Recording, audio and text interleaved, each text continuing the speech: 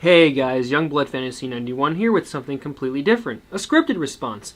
I wanted to organize my thoughts coherently in this particular case because this is something that spans several topics and I want to attack them all in the most cogent fashion possible.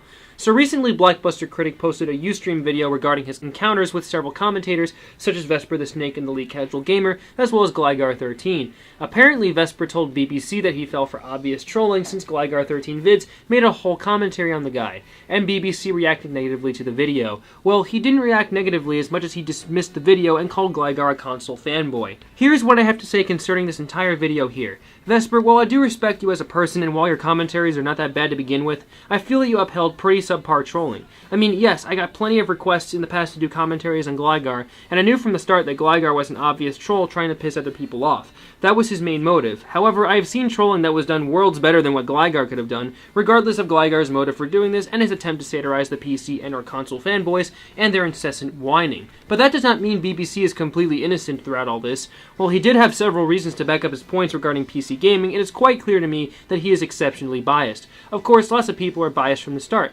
I'm biased because I literally have not played any video games seriously since around 2002 or 2003 when I got my GameCube.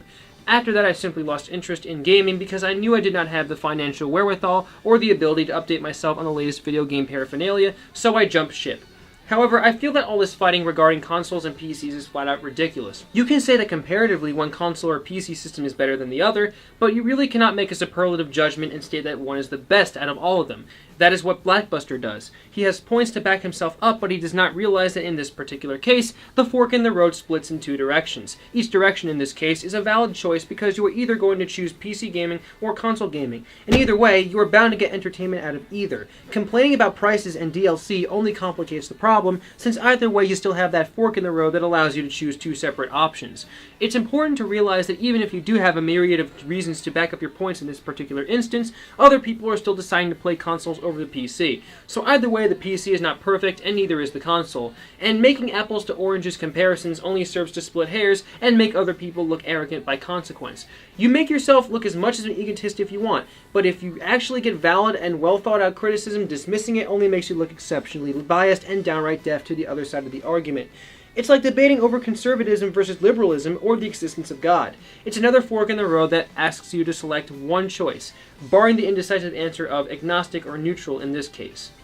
Now, when BBC did an expose on the owner of a Sonic Hentai website and described the plethora of ways the guy appeared sick and twisted with his fetishes, that much I agreed with. Why? Because of this phrase, child porn is illegal. Because I am a law-abiding citizen and assuming plenty of other people on YouTube, barring those that seek safe haven in forums and other websites that shall not be named to justify their unhealthy urge for illegal gratification, I know that this is wrong, and an overwhelming majority believe it is wrong. The fork in the road in this case has a sway on which option to choose from. Should I avoid engaging in distribution of child pornography because I know for a fact it is illegal, or should I risk indulging in an activity that will ultimately have the FBI involved and paying for it the rest of my life with jail time? See, in this case, the choice is more black and white, and for most people the choice is also clear. With gaming, there really is no illegality involved. You're picking a console or a PC, barring the option of stealing it from a store or purchasing it on the black market, and then playing the video games on it. There really is neither a moral compass nor an ethical issue enveloping the topic. Therefore, debating about this sort of thing can only yield subjective interpretations, and no one person is right or wrong about the issue.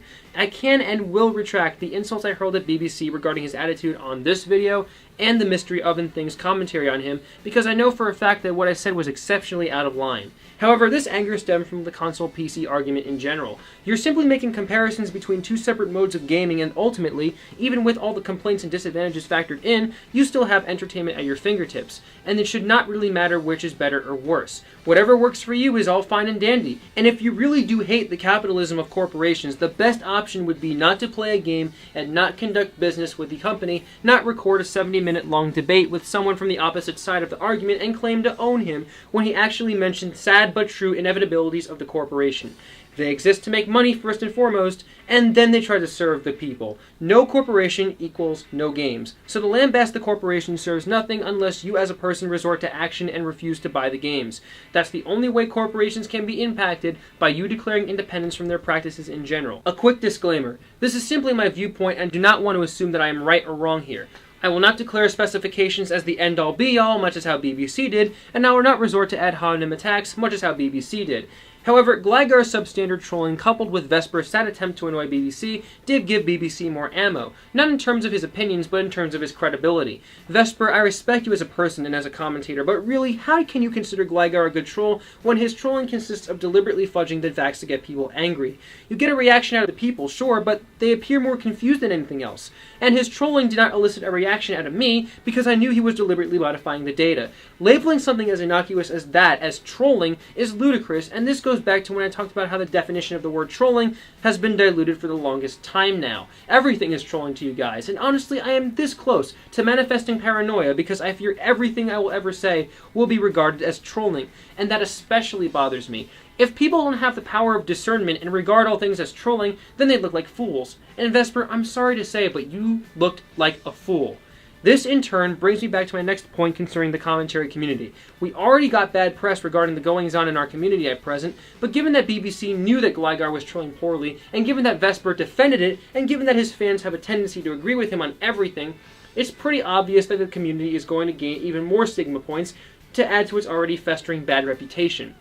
If you guys actually had relevant points to argue with BBC, then I would let this slide. However, since you all tried to defend something that was poorly done to begin with, people are going to interpret it as a failure on our part. However, the only thing redeeming us at this point is that BBC states that Gligar is the one that flagged down his Ustream Part 1 video, even though at this point it's a silly assumption. After watching this video, in which BBC talks to even more members of the commentary community, I feel he was generalizing. True, he can say that through his experience that other people who disagreed with his points flagged his videos down because they were unable to compartmentalize criticism, but the waters can be muddied when you have people like this coming to channels claiming to flag down videos. At this point, it's anyone's guess. You can be biased and state from experience that this happens, but bear in mind, anyone has the ability to flag, and this person possibly did flag for the sake of being a full-fledged troll.